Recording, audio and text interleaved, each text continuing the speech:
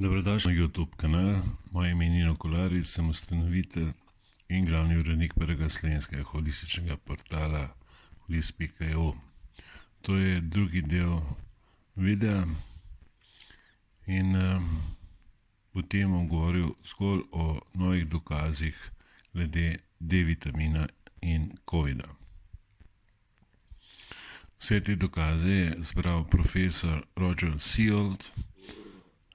On je soustanovitelj organizacije Medcram, ki ima namen razjasniti mnoge stvari v medicini in to na dokaj zabaven, nedvoumen in učinkovit način. Ta organizacija je nastala leta 2012. Profesor Seald pa ima za sabo bogato kariero poklicno, je tudi predavatelj na Kalifornijski univerzi. Torej, na začetku govori o tem, kako se tvori D-vitamin. Ta se pod vplivom sončnih žarkov tvori v koži, na in pod kožo, natančneje v holesterolu. V nadaljevanju bom ta vitamin imenoval zgolj D-vitamin, kajti druga oblika D2 nima enakih učinkov. Tega dobimo z rastlinsko hrano.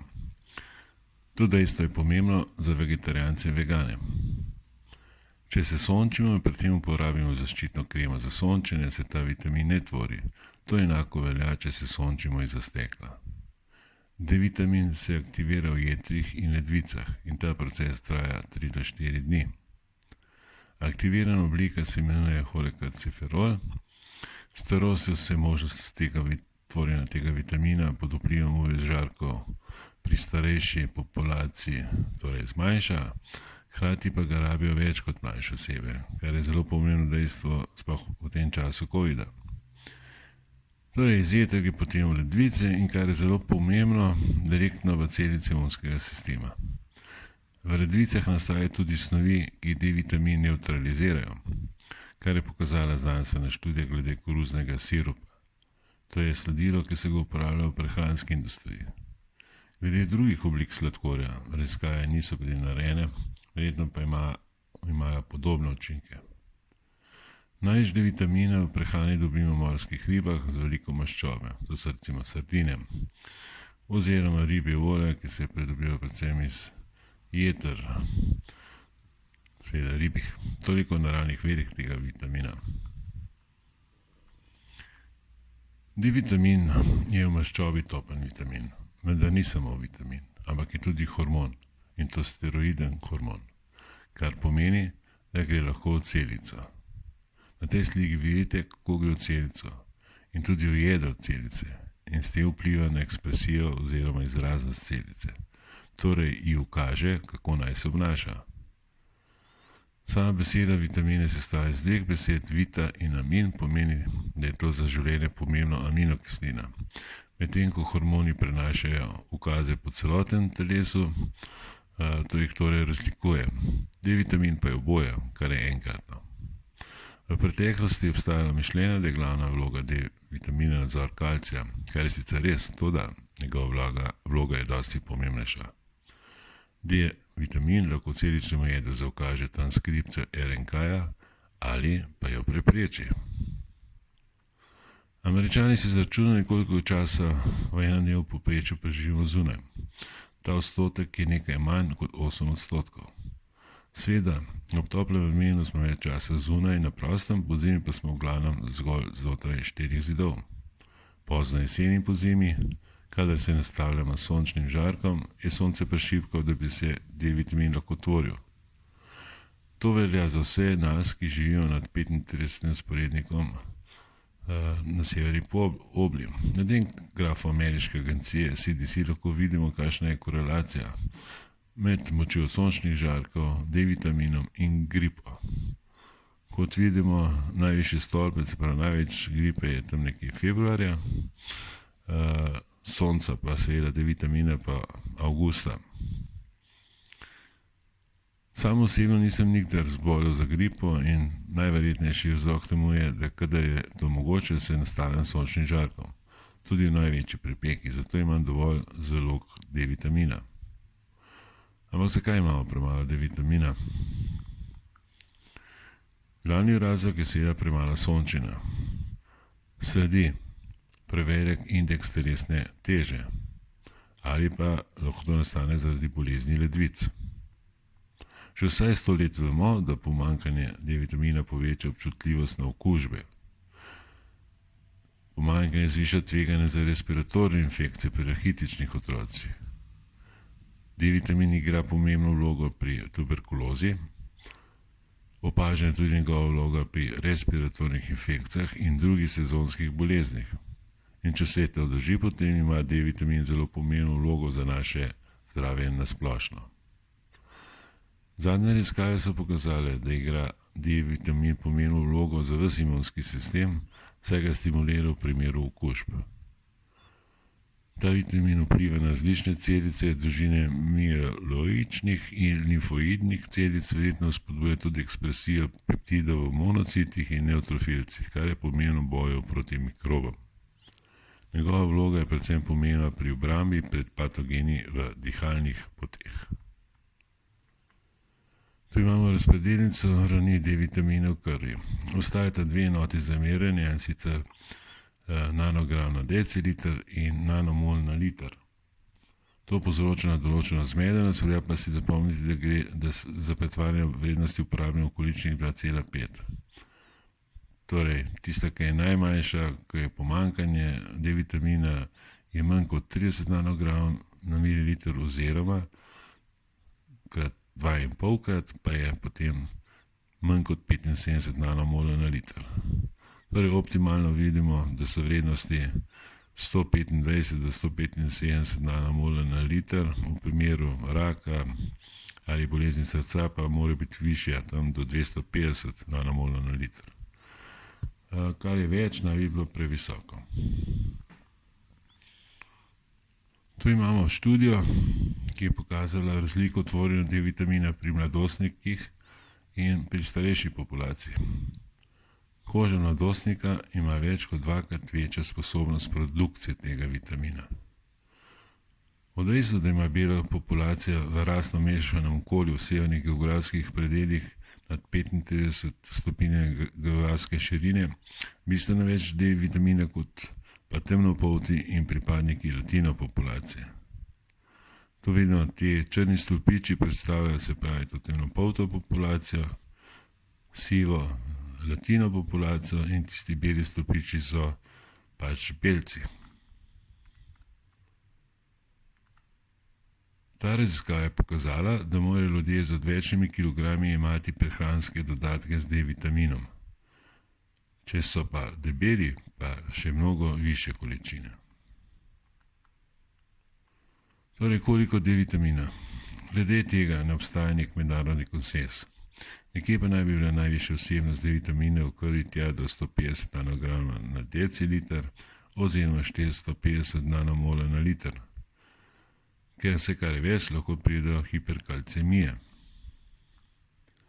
Ta nemška študija je bila narejena pred COVID-om in se nanaša na povezavo D-vitamina in respiratornimi boleznimi.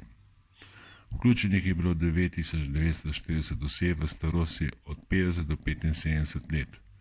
Spremljali so jih 15 let.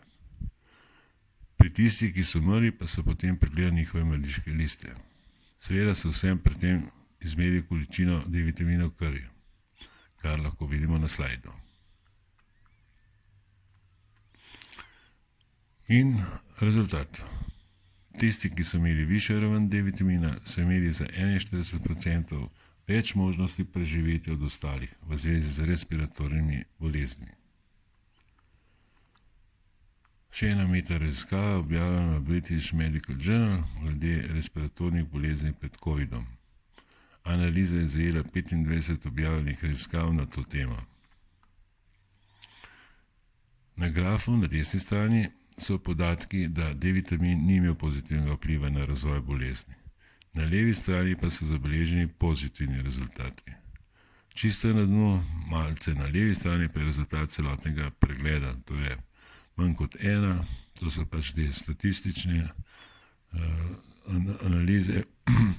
Torej, analiza je pokazala, da bi D-vitamin morali dodajati hrani, kajti zadostne količine tega vitamina delujejo kot dobra preventiva pred obolenji dihal.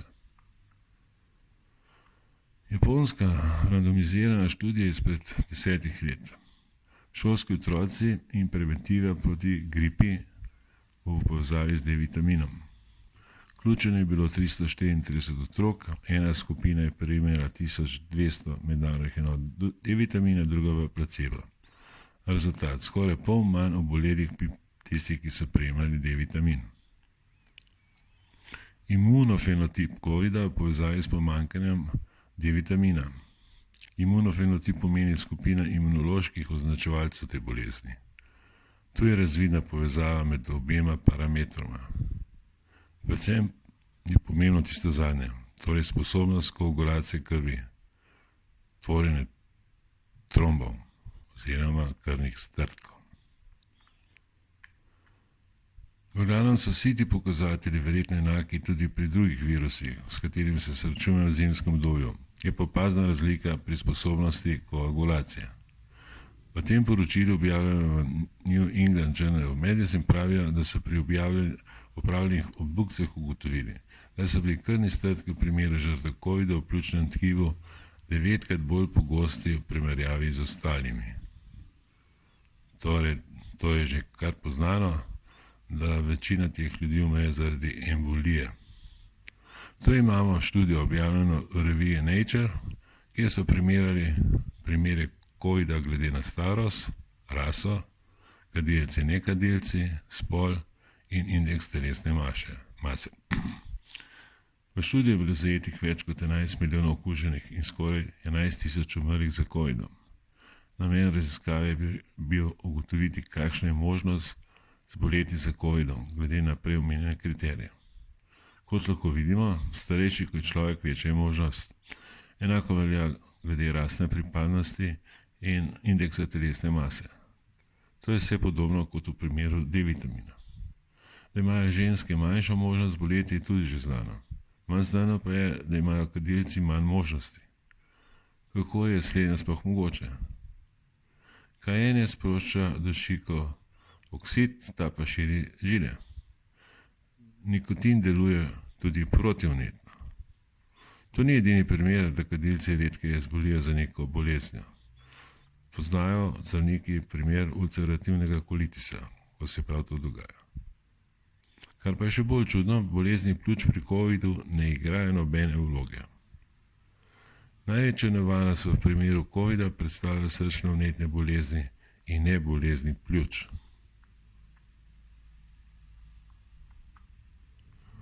Tu imamo dokument, ki kaže, da bolj ko se oddaljujemo od ekvatorja proti severu, se pravi preko 35. vzporednika, večja je smrtnost od COVID-a.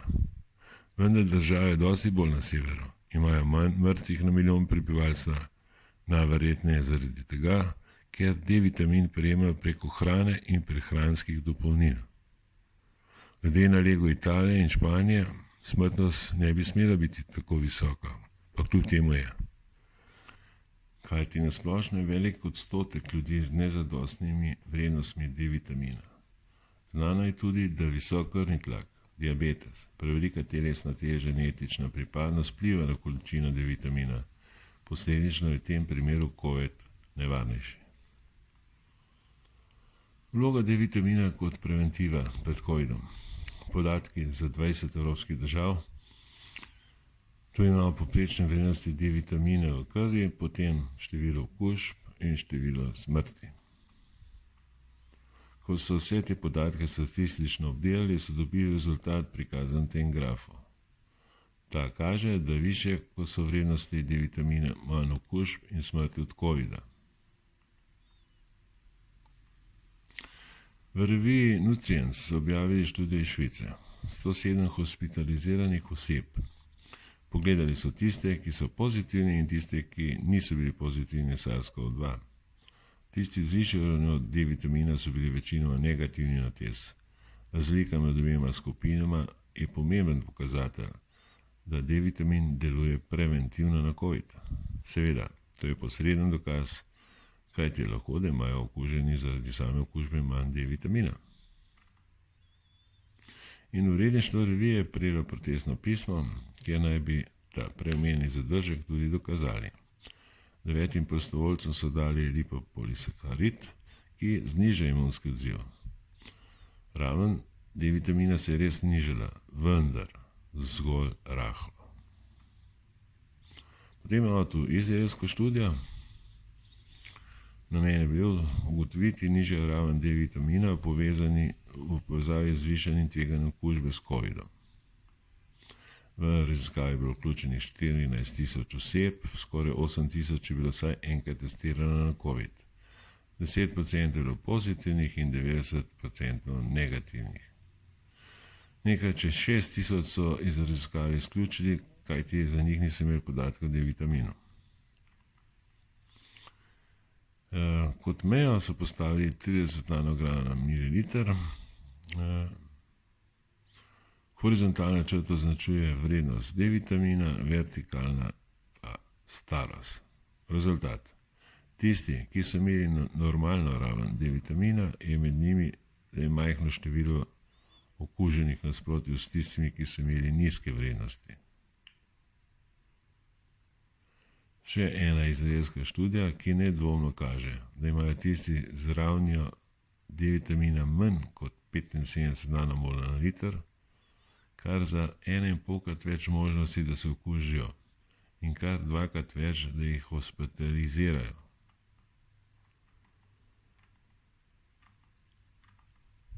Še ena podobna, tokrat ameriška raziskava, vključenih je bilo preko 190.000 oseb. Manj kot D-vitamina, več okužb. Lahko opazimo, da pri nižji vrednosti od 50 nanogramov na deciliter se krivilo prične strmo vzdigovati. To je ta modra črta. Potem pa imamo še v povezavi z geografsko širino, torej nad 35 sporednikom je bistveno več okuženih in umrlih. Potem imamo tu glede na raso, temnopolti in latino prebivalstvo ima bistveno več okužb od belcev. Potem pa še glede na spol, razlike so tudi moškimi in ženskami, torej to že vemo, da so ženske manj dovzetne do okužb s COVID-om. Sicer je manjša populacija bolj dovzetna do okužb, vendar je pri starejših mnogo več hospitalizacij. Povezava med ravnjo D-vitamina pri starejših in tveganjem za hospitalizacijo. V študiji je bilo vključenih 105 oseb, ki so jih sprejeli v bolnišnico in ki so imeli simptome COVID-a. 1/3 je bila na testu negativna, v povprečju so imeli 52 nanomola na liter, 2/3 pa so imeli povprečje 27 nanomola na liter. Te so bili pač pozitivni. V teh je dobra polovica imela manj kot 30, slaba polovica pa več kot 30 nanomola na liter. Visok D-dimer pomeni, da imajo večjo možnost zatvorjanja krvnih strdkov. Zelo pomemben faktor. Manj D-vitamina, večja potreba za uporabo ventilatorjev. V tem primeru jih je 12 pacientov to tudi potrebovalo, iz druge skupine pa le 3. Še ena raziskava na to temo, povezava med D-vitaminom preživetjem pacientov. Torej, ta prvi graf, ena skupina je imela manj kot 12 nanograma na deciliter, to je 30 nanomola na liter, druga pa saj toliko. Opazna je razlika med obema skupinama. Eni so imeli manj kot 20 nanogramov na deciliter, to je 50 nanomola na liter, druga skupina pa saj 20. Še vedno je opazna razlika, vendar manjša kot v primeru prvega grafa. Vse paciente so spremljali 100 dni. Do zdaj je bilo govora le o povezavi med D-vitaminom in COVID-om, kar pa ne pomeni nujno tudi vzrok. To je zelo pomembna razlika, v kateri se uči vsak študent medicine. Naj pripomnim, da tudi prve kitajske raziskave in v bistvu tudi vse kasnejše raziskave govorijo zgolj o povezavi domnevno novega virusa s COVID-om in nihče ne pravi, da je ta virus povzročitelj te bolezni. Dvoličnost? Presodite sami. Španska raziskava, o kateri sem naredil video pred kakim 2 mesecema, je hotela dokazati prav to kauzalnost, torej, da pomanjkanje D-vitamina povzroča COVID in da zdravljenje z D-vitaminom v obliki kolekalciferola koristi bolnikom.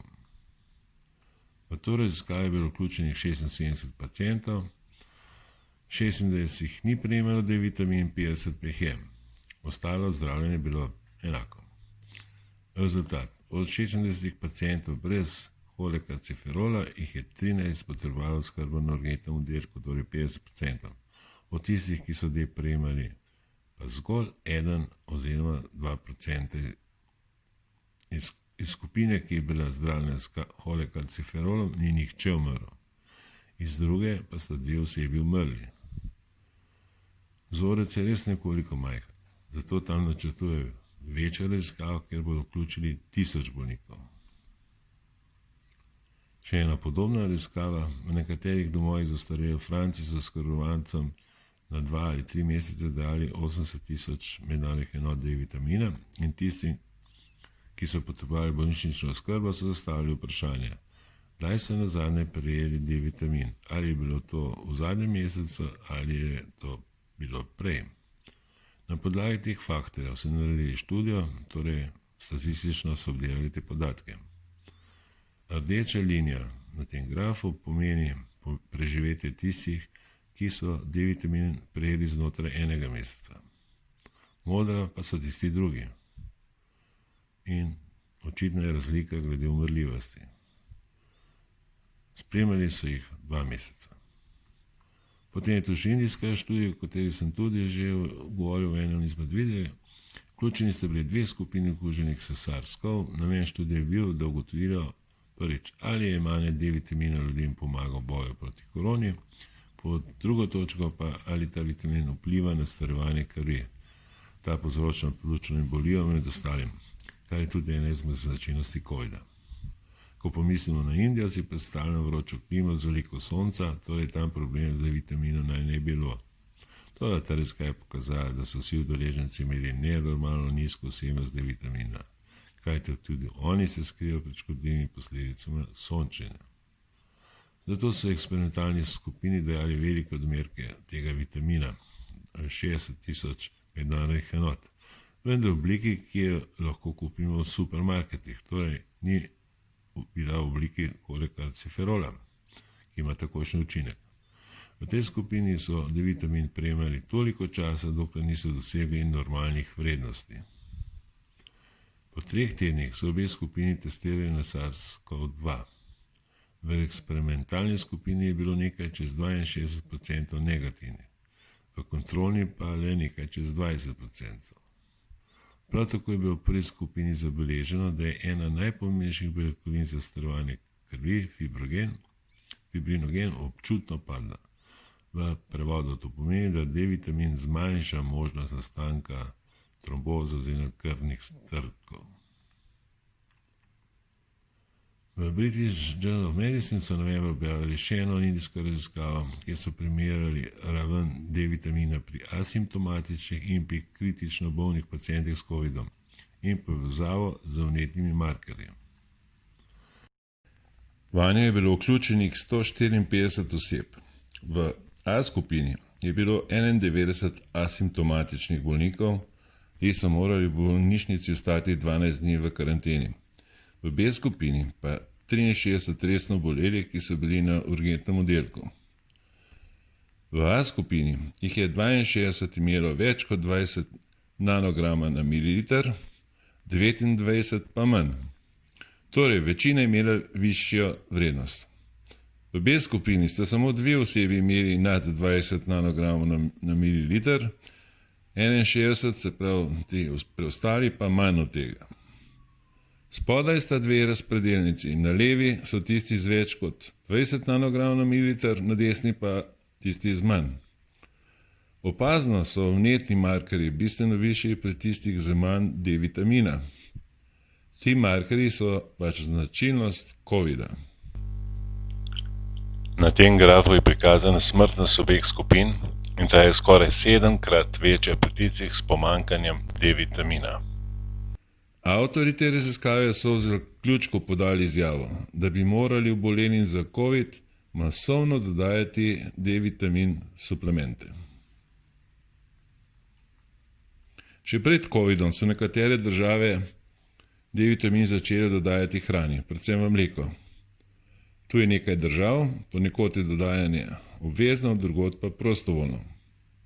To je finska raziskava iz avgusta 2018. Na Irskem se D-vitamin hrani dodaja na prostovoljni bazi. V povprečju imajo zelo malo D-vitamina, po drugi strani pa ima zgolj 1% populacije na Finskem premalo D-vitamina. Čeprav se Finska nahaja dosti bolj na severu in čeprav dodajanje D-vitamina tudi tam ni obvezno, vendar ga vsi dodajajo. Poleg tega finske oblasti svoje prebivalstvo in zdravnike osvešča o pomembnosti D-vitamina. Ali ima zaradi tega Finska tako malo žrtev COVID-a v primerjavi z Irsko? Na Finskem je smrtnost na milijon prebivalcev od COVID-a 84, na Irskem pa 432, torej 5krat več. Pri nas pa imamo 1000 smrti na milijon prebivalcev, pa smo dosti južneje od obeh držav. Tu so priporočila Ameriškega endokrinološkega društva, koliko D-vitamina dan se priporoča tistim, ki so tam na meji kritičnega pomanjkanja D-vitamina. Torej, koliko lahko jemljejo brez zdravniškega nadzora. Vidite, da je za vse starejše od 8 let starosti najvišja priporočena vsota 4000 mednarodnih enot. Česa se oni bojijo?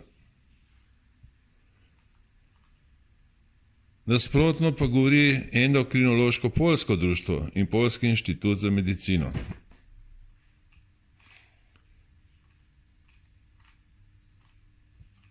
Študija pravi, da toksičnost D-vitamina praktično ne obstaja in da je bistveno manj možna kot na primer pri A-vitaminu. Možnost obstaja še v primeru 475 nanomola na liter in če je hkrati vnos kalcija zelo velik. Ludenko z Mayo klinike je našel le en primer, ko je prišlo do hiperkalcemije. Koncentracija je bila takrat 910 nanomola na liter. Pri ljudeh, ki so 6 let vsak dan jemali v povprečju 3300 mednarodnih enot D-vitamina, so imeli raven v krvi med 100 in 150 nanomola na liter. Torej, je dodajanje D-vitamina relativno zelo varno. Ta študija pa govori o povezavi med telesno težo in D-vitaminom. Vključenih je bilo 17 000 prostovoljcev, ki so imeli zelo različen nivo D-vitamina in prejemali so različne vrednosti dodatkov. Ugotovitev. Na začetku vsako dodajanje 1000 mednarodnih enot hitro vpliva na raven v krvi, torej zviša se za 4,8 nanograma na mililiter. Pri vnosu 15 do 20 tisoč mednarodnih enot na dan pa dodatnih 1000 enot zviša raven zgolj za desetino. Glede na indeks telesne mase pa dodatki nimajo enakega učinka pri osebah s preveliko telesno težo. Tam se serum D-vitamina zniža za 3 nanograme na mililiter. Pri bolj debelih, pri bolj obilnih pa kar za 8 nanograma na mililiter. Torej, tisti z odvečnimi kilogrami morajo jemati 1,5-krat več D-vitamina, predebeli pa kar 3-krat več. Iz vseh teh dokazov lahko zaključimo, da je 125 nanomola na liter spodnja meja, ki bi jo morali imeti, sploh če smo v rizični skupini. Na slovenski NIJZ pa pravi, da bi morali imeti nad 50 nanomola na liter, to je nekaj več kot 20, se pravi več kot 20 nanograma na mililiter. Kot prehranski dodatek pa največ 4000 mednarodnih enot, saj naj bi bilo več nevarnejše. To je po moje čista neumnost. Profesor Seholz živi v Južni Kaliforniji in je imel 2000 mednarodnih enot na dan D-vitamina. Na to si je šel izmeriti količino D-vitamina v krvi in rezultat je bil 45 nanograma na mililiter. To pravi, to je vse skupaj 120 nanomola na liter. Torej, nič kaj visoko vsebnost. Zaključek. Profesor Seholz je prikazal vse te študije, ki nedvomno dokazujejo koristnost zdravljenja COVID bolnikov, pa ne samo teh z D-vitaminom. Kljub temu, WHO in nacionalne zdravstvene krovne organizacije temu nasprotujejo. Zakaj? Ali mogoče svojih pacientov nočejo zdraviti, jim mogoče ta zdravstvena kriza ustreza, ali pa to počnejo zaradi pritiska njihovih pokroviteljev, beri velike farmacije. Karkoli že, kar oni počnejo, je zločin proti človeštvu in nekdo bo na koncu za to moral kazensko odgovarjati. Hvala za pozornost, vesele praznike in do naslednjič.